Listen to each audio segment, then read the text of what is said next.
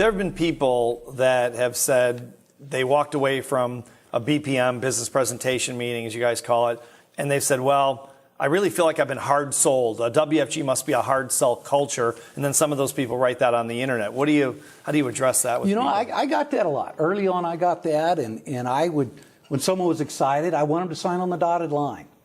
But, and I'm probably a little different here than most people in our company, but I tell, when somebody's excited, they come to one of our corporate overviews, I know they're excited, and I'm going to use that excitement to their advantage and my advantage. And I simply say, because the question is, what's the next step? And rather than trying to sign them up right away, I simply say, why don't you put us to the test? Why don't you see if we can deliver? You heard this is what we do. Put me to the test. See if I can really show you how to lower your taxes. See if I can show you a way to make your money work as hard as you work to earn it. And what if I could show you, even fitting into your budget, a way for you to truly be financially independent? Well, they always say, well, yeah, that'd be great. I said, well, then put me to the test. Let's sit down. So I don't have a rush, because I used to get that objection. And that's how I've overcome it. So I'll sit down with them, and I do it very quickly. I'll try to do it within a couple of days. And a lot of times when people come to our meeting, if they're married, their spouse wasn't with them. And they're not going to be able to, they're going to try to explain the meeting, and they just heard it to their spouse, and they're going to say all the wrong words. And so that happened to me enough times. The definition of insanity, keep doing it over and over again, expecting different results. I didn't get the different result. So I made that little adjustment. And when they were excited, I said, great, let's see what we can do for you. If we can't deliver for you, then probably we can't deliver anyone you know. But if we can, I want you to think, how many other people do you know want to lower taxes, get better returns on their money, be financially independent? And they'd say, everybody. I said, great, you're going to be great at this business. So I guess I don't do the hard sell. Do you feel like there are people in the company that use the hard sell approach? Is it a fair criticism? I think so. Yeah, I do. But again, it depends on the culture. I think there's some cultures. We've got some groups in our company where that's a norm. If you've got someone with credibility and influence, and people know that person has credibility and influence, just the fact that they say it's good, they'll say sign up. I have no problem with that. In my culture, I'm from Texas. If I tried to rush you, if you're excited about something, I say, well, look, sign on this dotted line, give me your credit card. Probably in Texas, you're going to be a little worried about that. And you might say I'm hard selling you. And of course, you guys don't get paid when they sign up. We don't get paid. I think some people think you do. Well, they do. Anytime money moves, somebody figures someone's getting paid. So again, it was an easy adjustment for me when I just switched that around, because once they own the product, once they really see what we do, they're not going to buy something they don't love. So I get them to fall in love with what we do. And when they're in love with it, I say, hey, how many people do you know? Because I know they love it now. I say, how many people do you know need to know what you just learned? How many people do you know would love to only be tying their returns on their cash value only to the markets when they're up, and they can't lose? And so, yeah, once they're in love with it, boy, I've captured their imagination. So they don't feel like they're hard sold at all. I haven't heard that criticism from me in decades.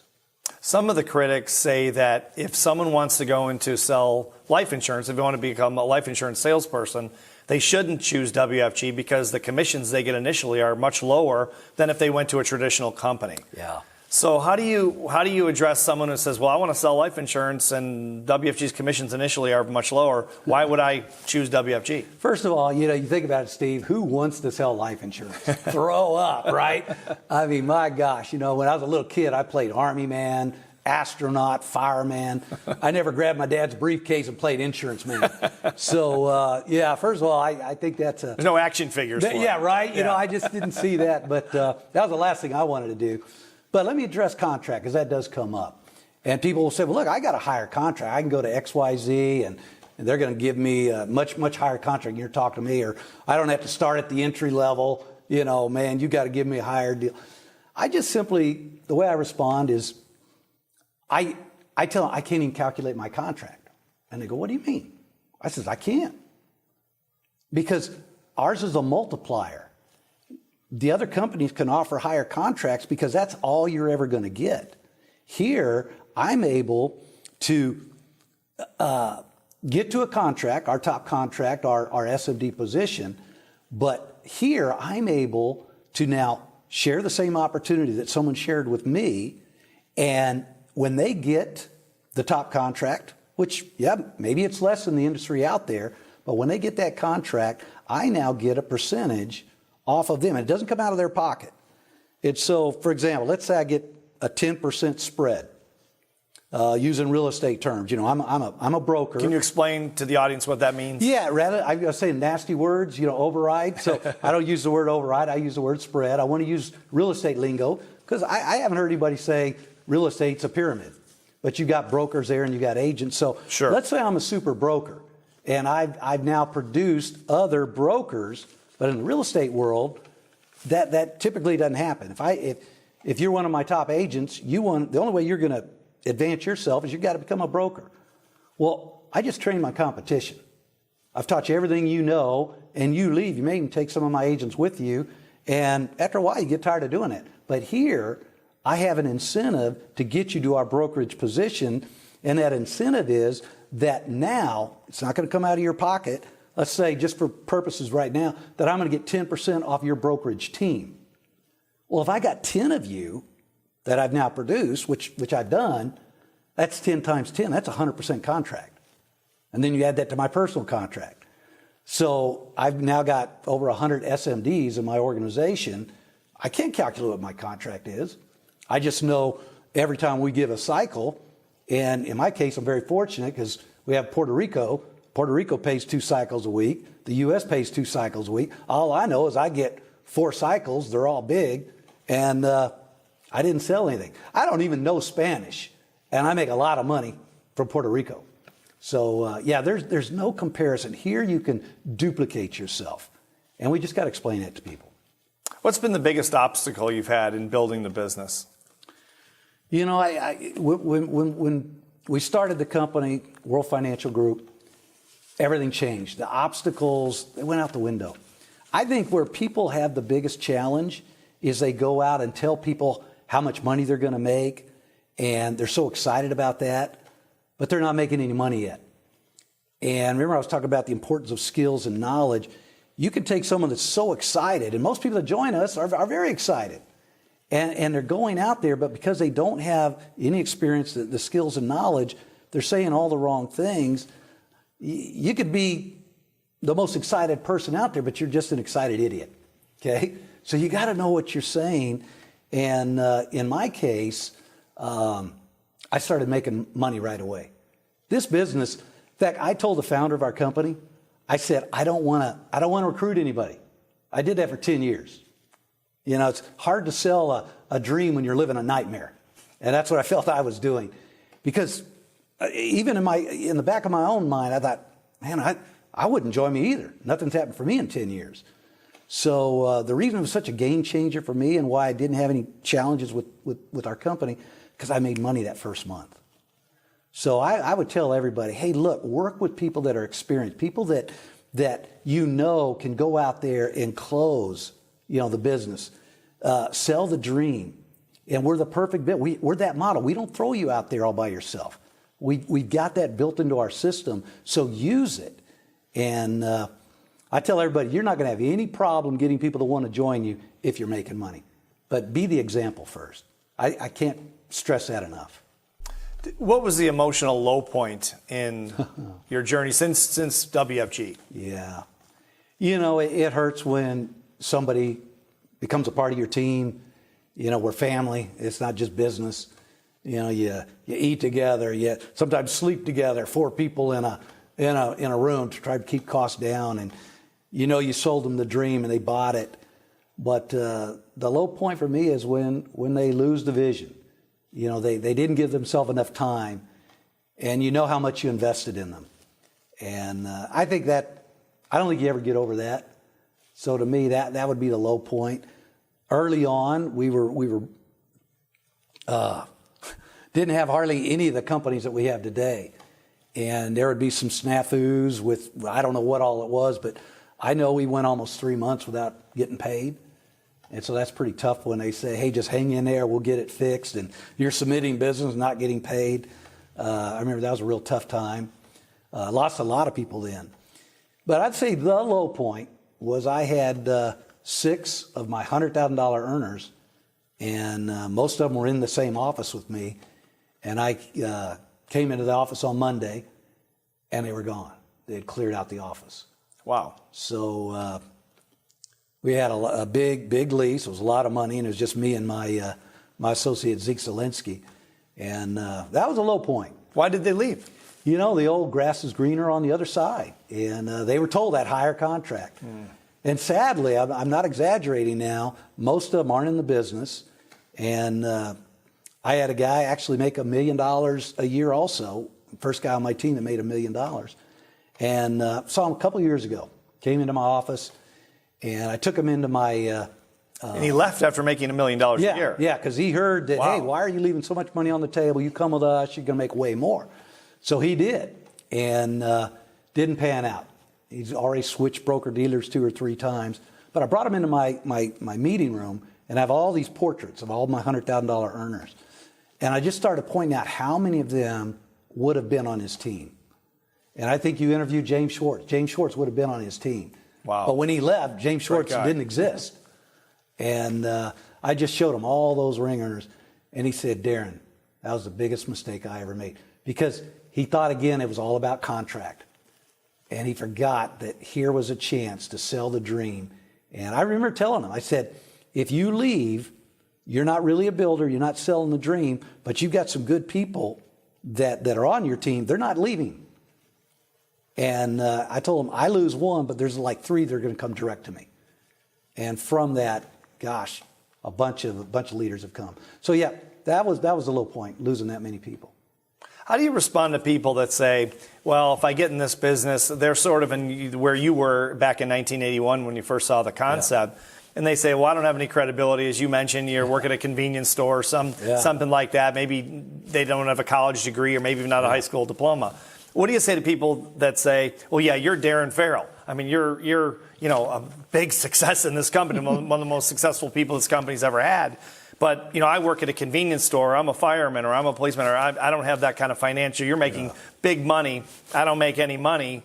Yeah, you can bring people into this, but how am I going to do that? How do you respond to that? I'm sure you heard that all the time. Yeah, and I felt the same way. I thought the same way. I thought, well, yeah, you're making money. Of course everyone's going to join. Here's what's crazy. I'm making more money than I ever did before, and I get still just as much rejection. This is a numbers business. And so the credibility of the success doesn't seem to... has nothing to do with it. Here's what I always say, Steve. I say, look, your opportunity is only as good as the product and service you provide. So if you've got a great product, if you've got a great service, and then because we're a marketing company, think about this. What if you had a product? What if you had a service that virtually everybody needed, wanted, and could afford? I call it the trifecta. They need it, they want it, and they can afford it.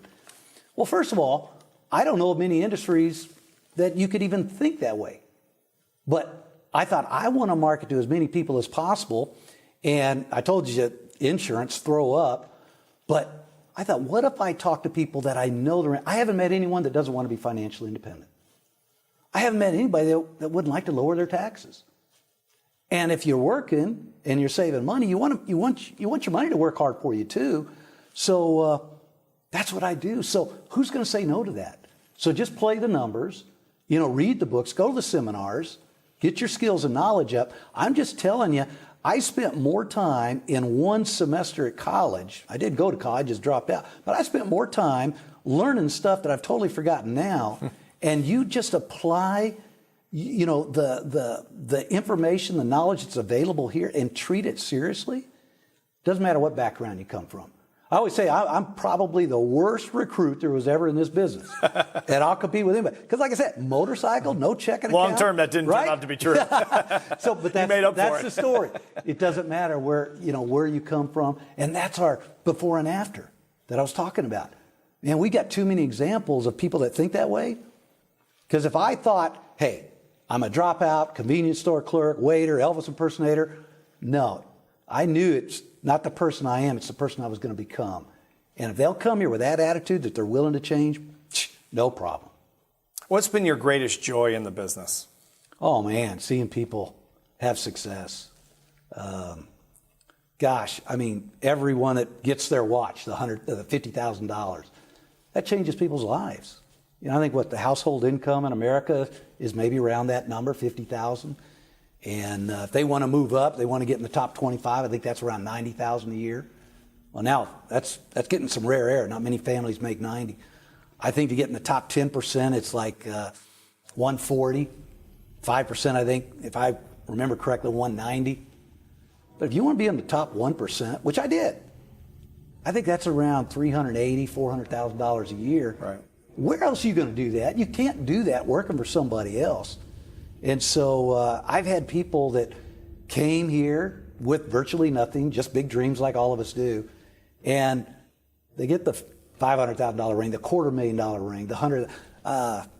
I think we've produced over 50 people that have gotten their $100,000 rings. And I remember in Puerto Rico, Alberto Herandi, when I met him, he was working at Sears. I think he was making $18,000 a year selling appliances. And when I met him, he was afraid he couldn't even make the meeting with me because he was worried his tires were going to blow out. He didn't trust his tires. And next time I saw him, he joined, needless to say, next time I saw him, he had brand new tires. Same old car, but new tires. He said, those are the tires WFG bought. And I cried when he got his $100,000 ring. So yeah, that feeling never goes away. How about your favorite client story? Oh, wow. You know, I think there's two. There's the death side. Nobody plans on dying, but it happens. And it was really crazy. My first death claim was the person was murdered. And I got a phone call at my office, and he had been dead for a while. They found the body. So just really a weird circumstance. The funeral home called me, and they thought maybe he had some insurance. We found out, you know, so we talked to him. But he left that insurance to his brother, who had a lot of kids, and his brother had nothing. And this was early on, back in the 80s. And because we put the insurance on him, all his brother's kids got a college education. I just, wow. It was amazing to me to see that happen. And then the clients that I've had that are now in retirement, making more money in retirement than they ever did working.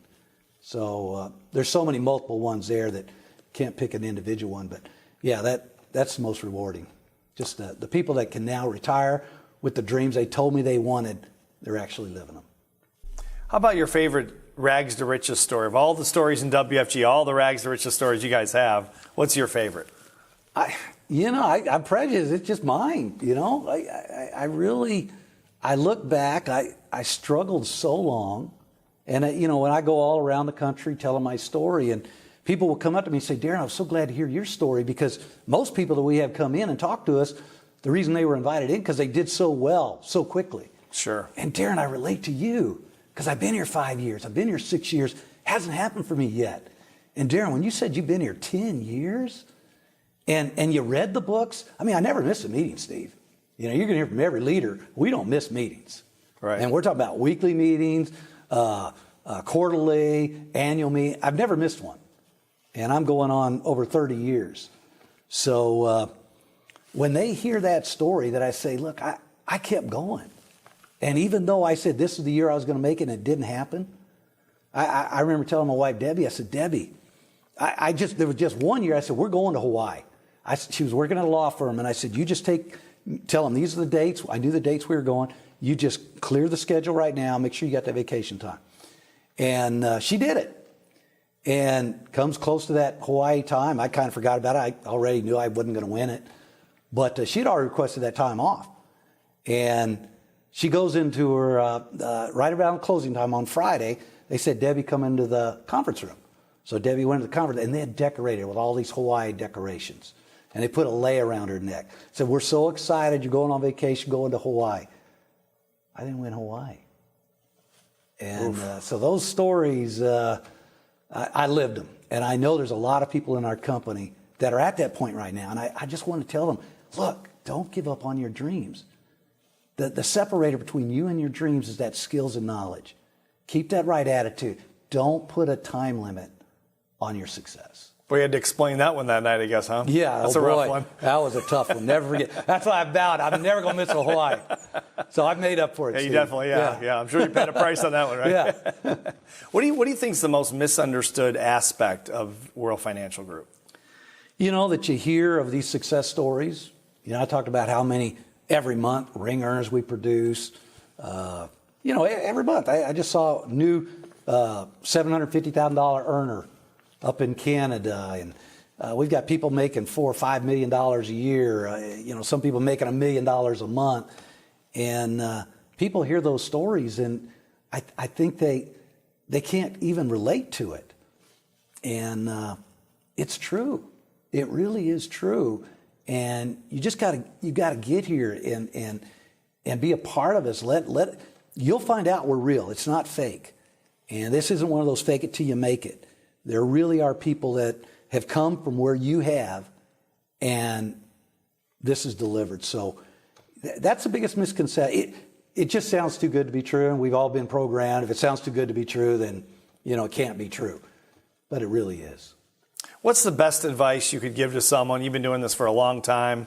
Again, all the success you've had over the years. What's the best advice you could give to someone who's maybe, again, they just got excited, kind of like you were. You said you didn't sleep that night, the first night. They got excited, but then they read all these things on the internet about like the way we've been talking about the scam. It's a cult. It's a pyramid. All these things, and their spouse maybe is not backing them. Maybe the spouse says, "If you do this, I'm never going to forgive you," and all that. Right. Right. What do you say to that person who's on that fence, and is it going to go one way or the other, like you did? What do you say to that person? Please do the research. You know, do the research. Find out for yourself. As I said earlier, put us to the test. And what's the best way to do the research? Is because you can't go, if you go online, you hear all kinds of crazy things. Right? Yeah. The research that I would do is research the companies that we market the products for. I tell everybody WFG doesn't have a product. You know, we don't have a proprietary product. So we're just a conduit. You know, we're going to these companies that are household names. And so when I say do the research on these companies. You see their commercial, you see the whale jumping out of the water every time you watch a sporting event. Sure. And so you just ask them that question, why would a company like that have any kind of selling agreement, marketing agreement with us? If that stuff you're reading on the internet were true. Now, maybe, I'm not saying if someone's given their own personal experience on the internet, maybe that's true. So there's no such thing as a perfect company. And maybe they were treated right, I don't know. But that's that individual. And they can't say that we're an illegal pyramid, any of that stuff, because it just doesn't make sense. Once you get their mind, start asking them the questions, why would all the state insurance departments have us operating? So, yeah, just that's the kind of research I'm talking about. Is there a question that I didn't ask you that you wish I would have asked you? Oh, wow. That's really good. You pretty much covered all of them. I would say that if you really, really do want to make a change and you want to separate yourself from the crowd, quit doing what the crowd does.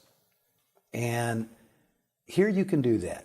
If you truly believe that you're meant to do more than whatever your job is right now, that you deserve to go and see the world and travel and make, you know, a great six-figure income. If you believe that, then this is home.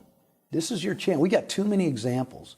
So I would just say, please, please, please, just study the successful people that are here and find out where we came from. And I promise you, you're going to find someone with a very similar background to yours.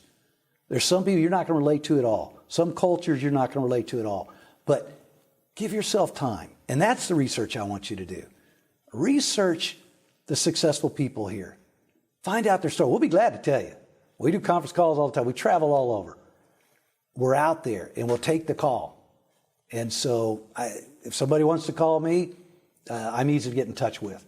And I will share my story. And that's the thing I would say. Just whatever background you are, there's someone here. There's someone that talks your language. There's someone that came from your similar background, and we're all here to help you. And all you got to do is find one person that's like you that made it, and then all your excuses are gone. It's up to you.